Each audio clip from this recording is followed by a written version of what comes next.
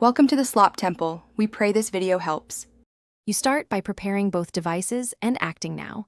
Update iPhone and watch, confirm Wi-Fi and at least 50% battery. Open Apple Maps on your iPhone and pan to the area you want offline. Once you've selected the map area or route, tap the option to download or send to your watch. This initiates the transfer. Make sure the watch is nearby and unlocked. You're doing this because the watch relies on the iPhone to cache map tiles it can use offline. Once transfer begins, keep your iPhone and watch close and don't interrupt connectivity. Bluetooth plus Wi-Fi makes the transfer reliable. Open the Watch app on your iPhone to monitor progress, and on the watch check settings General Storage Maps to confirm files are arriving. If the transfer takes longer, wait.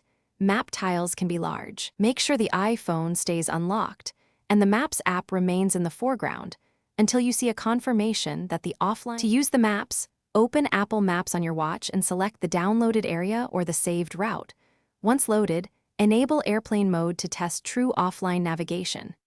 You should see turn-by-turn directions and cached map tiles. If the watch requests data, stop and recheck the download.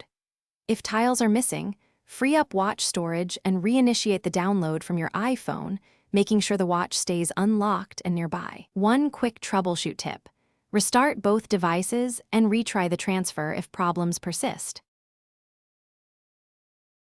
Thanks for watching. Consider subscribing if we helped you.